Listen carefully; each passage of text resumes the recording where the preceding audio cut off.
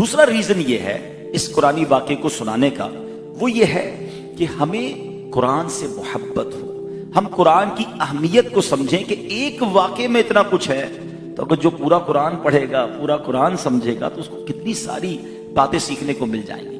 حضرت یوسف علیہ السلام نے بچپن میں ایک خواب دیکھا۔ یہ جو کہانی، یہ واقعہ قرآن کا شروع ہوتا ہے کہ آپ نے خواب دیکھا۔ قرآن فرماتا ہے اذ قال یوسف لأبیہ یا ابت انی رأیت احد عشر کوکبا والشمس والقمر رأیتہم لی ساجدین۔ وہ کہتے ہیں کہ یاد کرو، قرآن کہتا ہے یاد کرو جب یوسف نے اپنے باپ سے کہا کہ اے میرے والد، میں نے 11 ستاروں اور سورج اور چاند کو دیکھا اور میں نے انہیں اپنے لیے سجدہ کرتے ہوئے دیکھا۔ اب آپ کا یہ خواب تھا اور خواب کی تعبیر جو ہے انہوں نے اپنے والد صاحب سے پوچھی کہ اس کا معنی کیا بنتا ہے، تو حضرت یوسف علیہ السلام کے والد نے کیا بتایا؟ پہلے تو حضرت یوسف علیہ السلام کو یہ کہا کہ یہ خواب اب تم کسی کو سنانا نہیں، خاص کر کے اپنے بھائیوں کو مت بتانا ورنہ وہ تم سے حسد کرنے لگ جائیں گے۔ اور اس کی تفسیر کیا تھی کہ اچھا یہ خواب کب دیکھا تھا؟ مبارک کیسی گھڑی تھی؟ جمعرات اور جمعے کی درمیانی رات تھی اور وہ رات شب قدر کی رات تھی۔ یہ خواب شب قدر کو دیکھا گیا۔ حضرت قتادہ رضی اللہ تعالیٰ عنہ فرماتے ہیں خواب میں دیکھے گئے ستاروں کی تعبیر، پیارے آقا علیہ السلام خواب میں دیکھے گئے 11 ستاروں کی جو تعبیر تھی کہ آپ علیہ السلام کے 11 بھائی تھے اور سورج آپ کے والد اور چاند آپ کی والدہ ہے، یعنی یہ سب آپ کو سجدہ کریں گے۔ یہ یاد رہے کہ ہماری شریعت میں، یعنی نبی پاک علیہ السلام کے تشریف لانے کے بعد اب تعظیمی سجدہ یہ بھی منع ہو گیا، لیکن پہلے لوگ تعظیم کے طور پر سجدہ کرتے تھے اور اس کی اجازت تھی۔ تعظیمی سجدہ اور ہے، عبادت کا سجدہ پہلے بھی منع تھا، وہ اب بھی شرک ہے، اب بھی کسی کو عبادت کے لیے سجدہ نہیں کر سکتا کوئی، اور اب تعظیمی سجدہ بھی حرام ہے۔ اچھا یہ اس خواب کی تعبیر تھی۔ لیکن حضرت یوسف علیہ السلام کو آپ کے والد نے کہا، حضرت یعقوب آپ کے والد وہ بھی اللہ کے نبی ہیں، کہ تم نے بتانا نہیں اپنے بھائیوں کو۔ اچھا یاد رہے کہ حضرت یعقوب علیہ السلام کے 12 بیٹے تھے، یہودا، روبیل، شمعون، لاوی، زبولون، یسجر، دان، نفتائی، جاد، آشر، یوسف، حضرت یوسف علیہ السلام اور بنیامین۔ اچھا حضرت بنیامین جو تھے وہ حضرت یوسف علیہ السلام کے حقیقی بھائی تھے، سگے بھائی تھے، ماں بھی ایک اور والد بھی ایک۔ باقی جو تھے وہ دوسری ماؤں سے تھے، یعنی حضرت یعقوب علیہ السلام کی اور بھی بیویاں تھیں، شادی انہوں نے اور کی تھی۔ باقی بھائی جس کو ہم آج کی زبان میں اسٹیپ برادرز کہتے ہیں یا سوتیلے بھائی کہتے ہیں۔ اچھا حضرت یوسف علیہ السلام اپنے والد کے سب سے چہیتے تھے، آپ کا چہرہ نور سے چمکتا تھا، پیشانی جو ہے وہ بڑا بخت والی پیشانی تھی، تو آپ بڑی محبت کرتے تھے۔ اب 7 برس کی عمر میں حضرت یوسف علیہ السلام نے جب یہ خواب دیکھا تو والد صاحب نے کہا کہ بھائیوں کو مت بتانا، لیکن ہوا ایسا کہ آپ کے بھائی حضرت یوسف علیہ السلام سے حسد کرنے لگے، کیونکہ بڑا پیار ملتا تھا والد صاحب کی طرف سے، اٹینڈنس زیادہ ملتی تھی۔ تو انہوں نے کیا کیا کہ اپنے والد سے کہا کہ ہم ان کو کہیں گھمانے لے جاتے ہیں، چھوٹا بھائی ہے ہمارا، اس کو ذرا باہر لے جاتے ہیں، جنگل کی سیر کراتے ہیں۔ تو حضرت یوسف علیہ السلام نے، حضرت یعقوب علیہ السلام نے پہلے تو بڑا منع کیا کہ نہیں، انسان کچھ بھی پلاننگ کر لے، جسے اللہ رکھے اسے کون چکے۔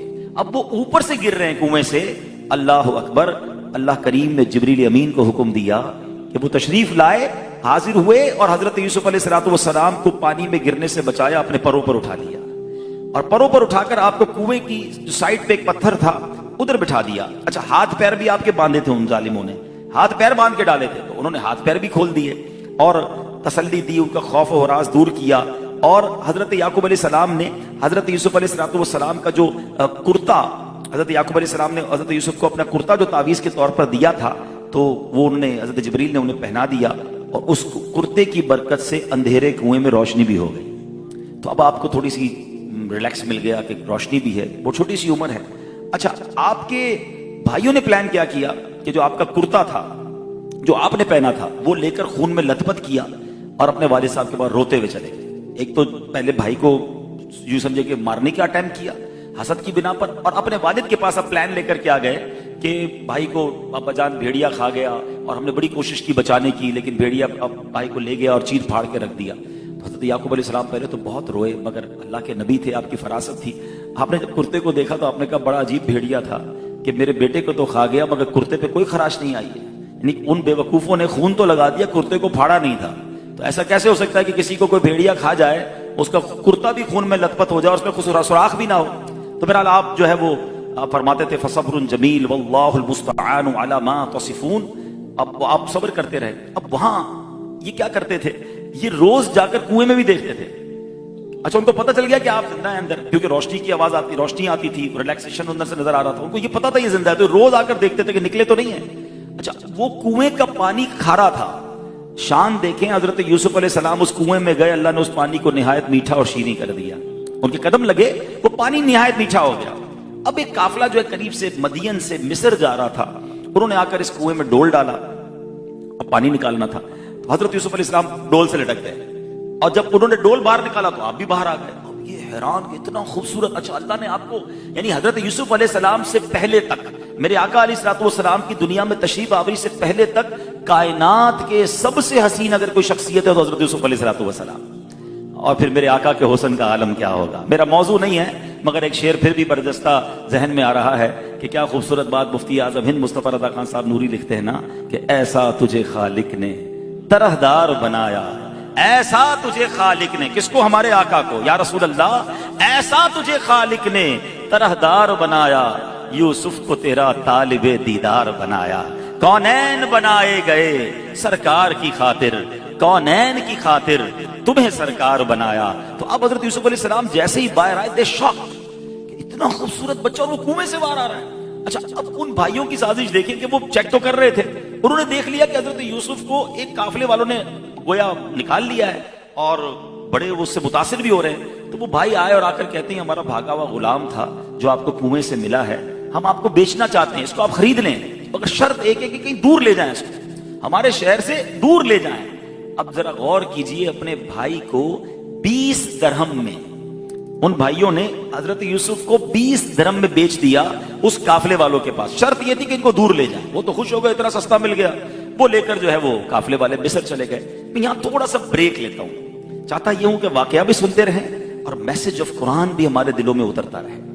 حسد یہ ایسی چیز ہے جو بھائیوں میں بھی پیدا ہو سکتی ہے.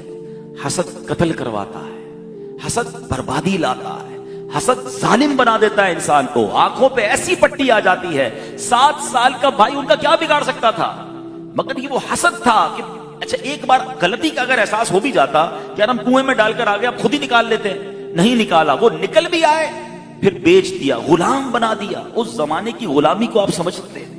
اللہ پاک نے ہمیں آزاد پیدا کیا ہے. غلامی کی زندگی انبلیویبل, مطلب آپ تو کسی کے غلام ہو گئے نا, اب تو ساری زندگی اس کے ساتھ, آپ کے بچے بھی اب اس کے غلام ہوں گے, نسلیں غلام در غلام چلی. ایسا بھائی کے ساتھ کیا کہ چند سکوں کی خاطر وہ چاہتے تھے بس یہ چلے جائیں.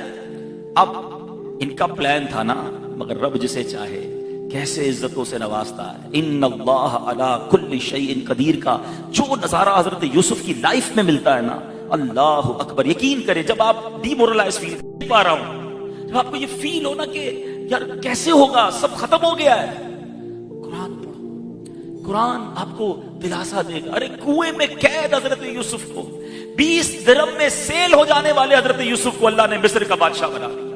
ان کی لائف میں جو چینج آیا, اور ابھی تو آپ آگے سنیں گے کہ یہ جو حضرت یوسف کو بیچا گیا نا بازار میں, حضرت یوسف کی بولی لگی, کیونکہ یہ تو مصر لے کر گئے. اب مصر کے بازار میں جہاں غلام بکتے تھے وہاں حضرت یوسف باقاعدہ ایک یوں سمجھیے ایک پروڈکٹ کے طور پر پیش کیے گئے کہ کون ہے اس کا خریدار. اتنا خوبصورت نوجوان تھا, اتنا خوبصورت لڑکا تھا, بڑی قیمت لگ رہی تھی. آپ سوچیں اس وقت مورال کا عالم کیا ہوگا, اس وقت کیفیت کا ان کی عالم کیا ہوگا, ان کے دکھ کا عالم کیا ہوگا کہ میرے 11 بھائی, میرے والد صاحب, میری اتنی بڑی فیملی, اور آج بازار میں میرا سودا ہو رہا ہے, اور آپ باقاعدہ بکے بازار مصر میں. اللہ اکبر. مگر اللہ کریم نے پھر اجر یہ دیا کہ پورا مصر حضرت یوسف علیہ السلام نے خرید لیا.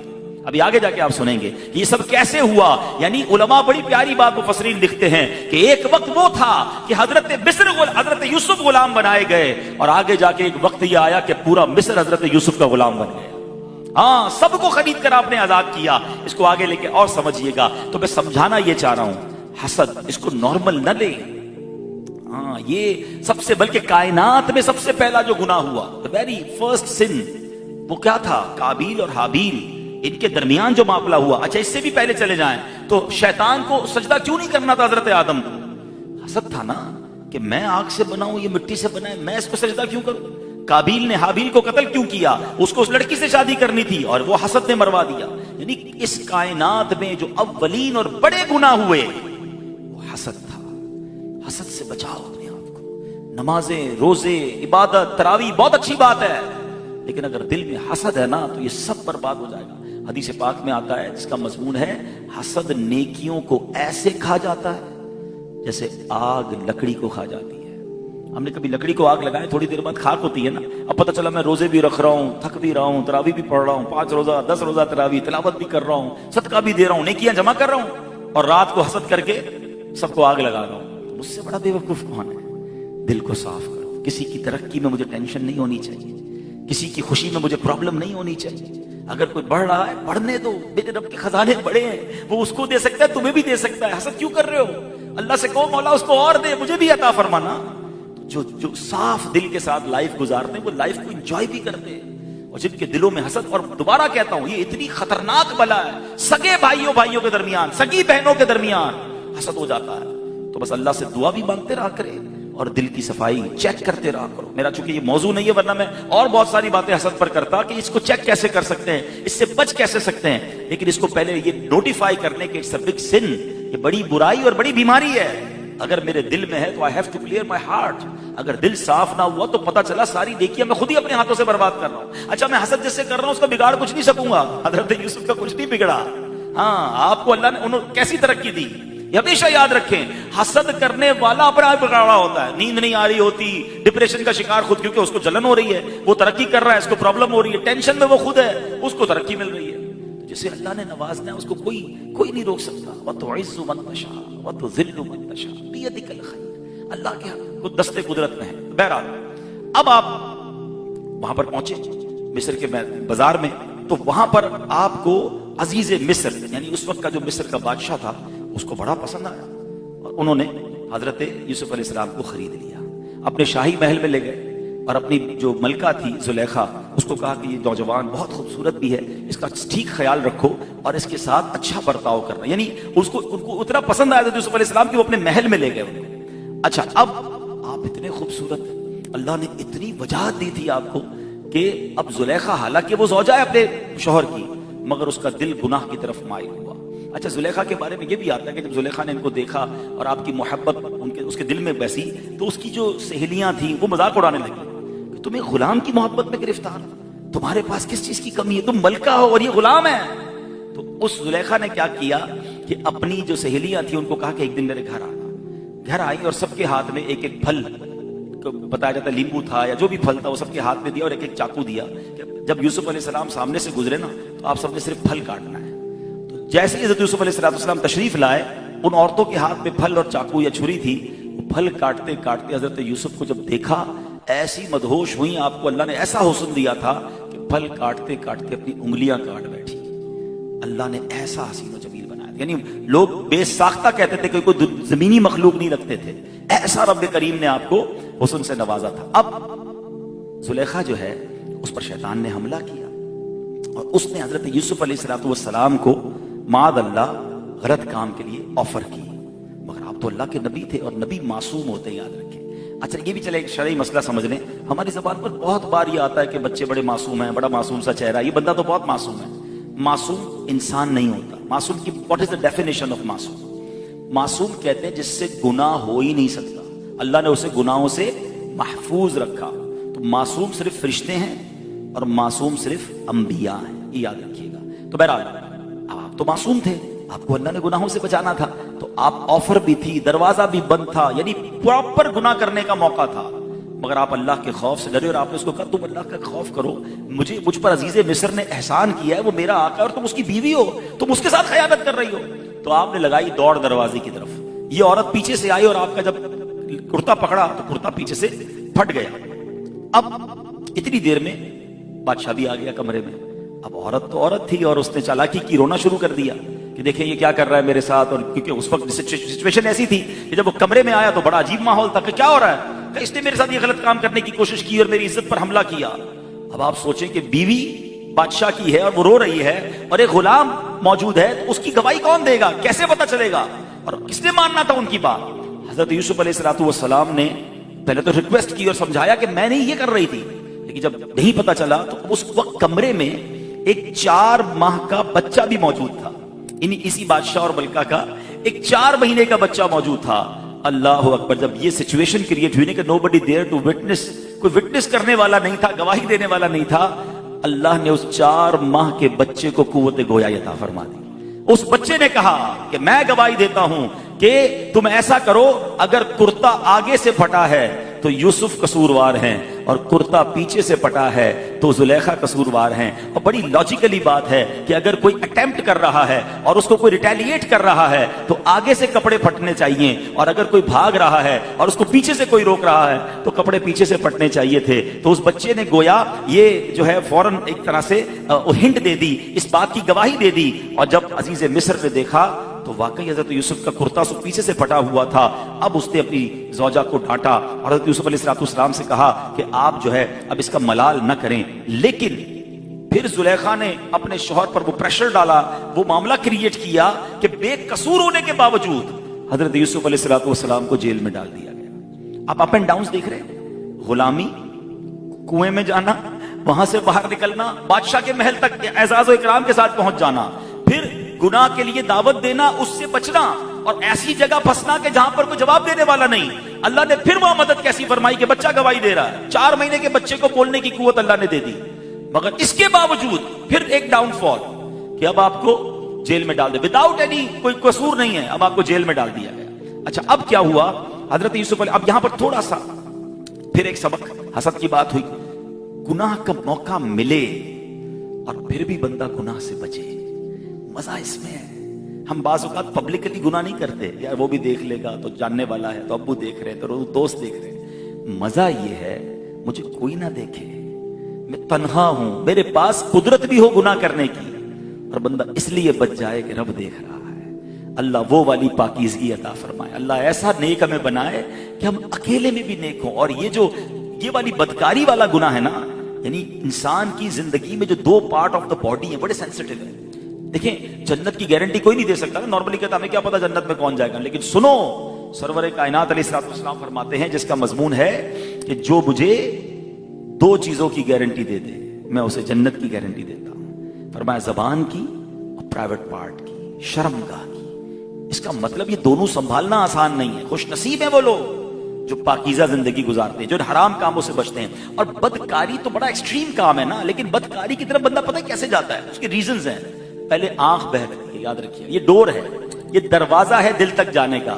یہ گندا دیکھے گی دل میں برے خیال آئیں گے, برے خیال آئیں گے تب بندہ بری طرف پیر بڑھاتا ہے. اگر آنکھوں کا شٹر ہی ڈاؤن ہو جائے, حرام دیکھنا ہم بند ہو جائیں, تو پھر دل میں حرام کام کے خیالات نہیں آتے. ہمارا پرابلم یہ ہے, ہمیں دیکھنا سب ہے. اب جناب پتہ نہیں کتنے گروپس ہم جوائن کر بیٹھے, کتنی جناب ویب سائٹوں کو لائک کر بیٹھے, دوست بھی ایسے, فلمیں ڈرامے دیکھنے کی عادت. کیسے بچو گے آپ گناہوں سے؟ تو جتنے نوجوان مجھے اب سن رہے ہیں یا بعد میں یہ میرا بیان سنیں, خدا کے واسطے ان برے اور حرام کاموں سے اپنے آپ کو بچائیں, کیونکہ اگر اس سے اپنے آپ کو بچا لیا تو یہ سبحان اللہ یہ جنت کی گارنٹی ہے. نبی پاک علیہ السلام اب خواتین کے لیے, اسلامی بہنیں بھی یہ بیان امیدیں سن رہی ہوں گی, اب بعد میں سنیں کہ پیارے آقا علیہ السلام نے فرمایا عورت جب اپنی 5 نمازیں پڑھے اور رمضان کے روزے رکھے اور اپنی شرمگاہ کی حفاظت کرے اور شوہر کی اطاعت کرے, 4 چیزیں, only 4 things.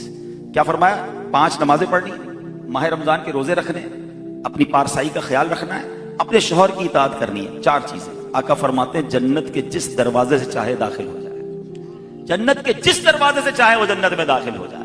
تو اس کا مطلب یہ اتنے آسان نہیں ہے, اس سے بچنا پڑے گا. اور اس کے لیے ہمیں اپنے آپ کو بری محفلوں سے, برے دوستوں سے, بری سنگتوں سے بچانا ہوگا.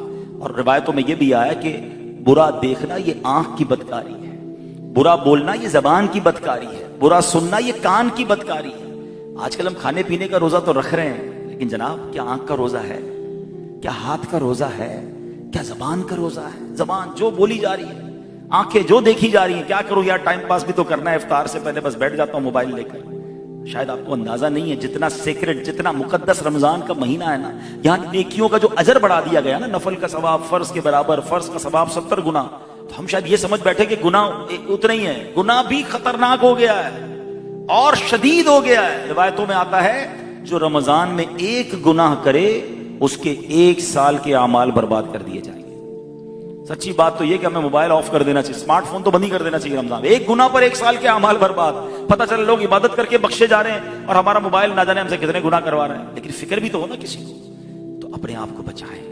رمضان میں گناہ تو اور نہیں ہونے چاہیے. شیطان اب بند کیا گیا ہمارے لیے, پھر بھی ہم شیطانی کام کریں. تو رمضان میں تو پریکٹس ہونی چاہیے کہ میں گناہ سے ایسا بچوں کہ پھر سارا سال بچا جاؤں. اب حضرت یوسف علیہ السلام کوٹھڑی میں چلے گئے, اور آپ بڑی پیاری بات آپ نے کہی کہ مجھے یہ جیل کی کوٹھڑی اس چیز سے زیادہ پیاری ہے جس کی طرف مجھے زلیخا بلا رہی تھی.